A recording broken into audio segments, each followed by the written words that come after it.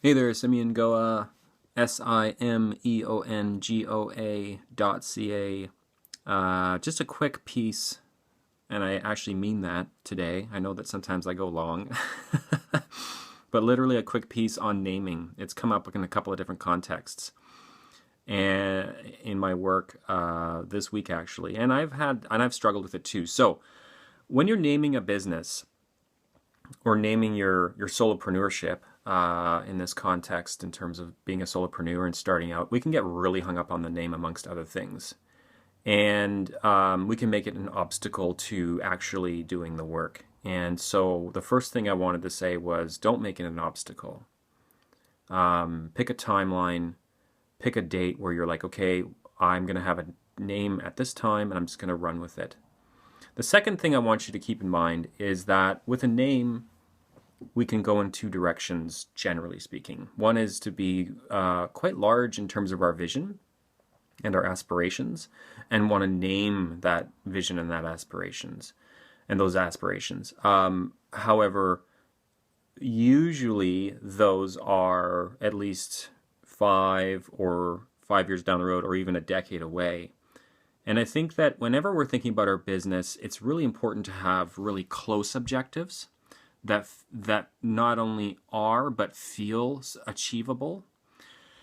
And it's super important that to understand that the further away an objective is in any realm, really, the more likely the variables that will likely come to influence that objective they just increase exponentially. 10 years down the line, like, who knows what could be playing out in your business or with your life or anything else, So my bias is towards, when it comes to naming your business, to stay close to where you are at this time. Now, that might mean naming into a niche, for instance. Like, you have a very specific kind, you're going towards a very specific kind of niche.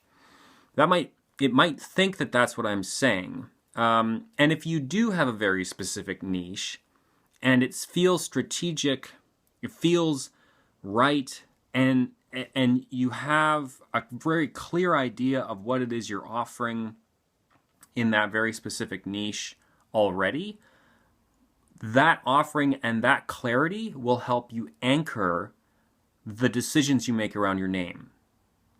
Because you can't just call it anything. It has to say something specific about that one particular niche you're working on.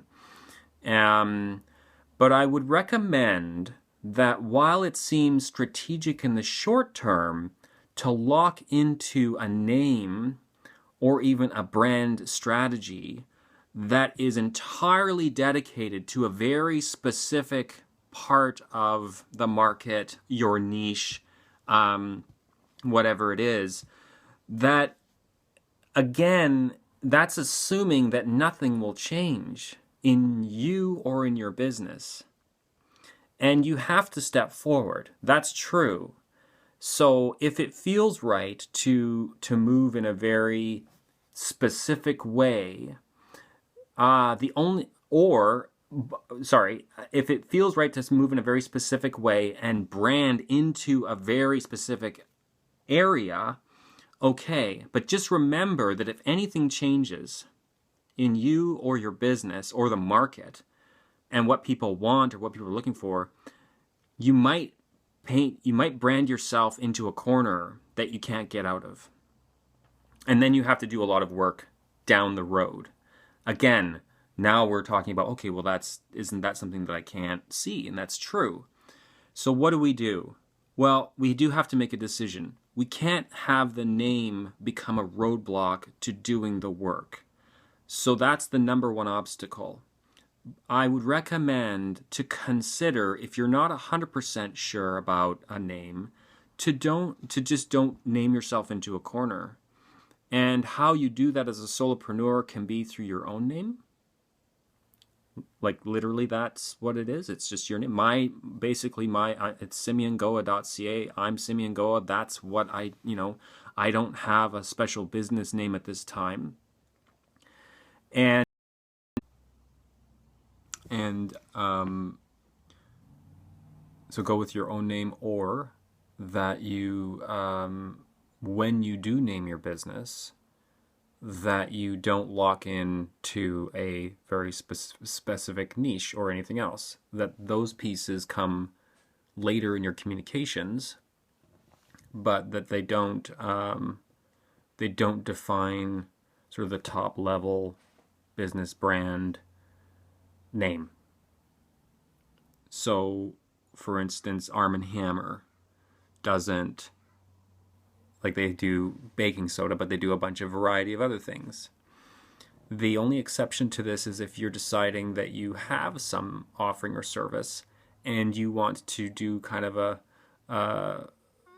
you want to do some, maybe what feels to be a very risky experiment. And so maybe you won't tie that risky experiment to you. But then I would put to you, well, what if it's a success? Then we can't use the like leverage, otherwise known as leverage, the brand recognition, the name recognition that you already have with this new business now. And so, you know, that won't make or that, I don't think that makes or breaks things, but it makes it harder. So I know I'm talking in the abstract here a little bit, and I wanted to ground the conversation or the ideas that you might be thinking about. I mean, like, oh, does this name work? Like, does this good? Does this sound good? Is this, you know, like there are those sort of experiential, sort of meaningful side questions, but then there's kind of the more strategic questions, which is, okay, do I see myself doing, if I'm naming this company, and I realize I'm going long now. This is already now just a stupidly long video, sorry. But if I am, you know, do I see myself offer, if I really like this name, but it's totally tying me down to one thing, then that doesn't give me any flexibility to move, or it makes it more difficult to maneuver or grow in a capacity where I might be taking on other services or other products or that kind of thing. So Arm and Hammer, for instance, the example I used doesn't really mean anything. It's Arm and Hammer. And so it's in some sense it's a very vague name, but it's tied to a variety of products, including baking soda now, and can be used in a variety of places wherever they want to use it. This is a product question, but the same thing goes with services. Like Dropbox has just taken over a couple of different businesses. And I know I'm talking about bigger businesses here, but I think the principle applies to solopreneurs insofar as, hey, what name should I go with? And my recommendation is, my question to you is, I suppose, do you see yourself only doing this one thing? Is that strategic? Will that give you enough agility and be agile enough to you know, like, what happens if the market changes? What happens if your aspirations shift? Have you in the past had aspirations shift, for instance? And if that's the case, then say, okay, well, maybe I need to pull back a little bit and go, okay, well, yes, I do want to do this one thing, but maybe when I name this thing, I'm not locking myself entirely into it. Anyways, I'll stop there. I hope this was helpful. If you have any questions, feel free to let me know, and have a wonderful day. Bye.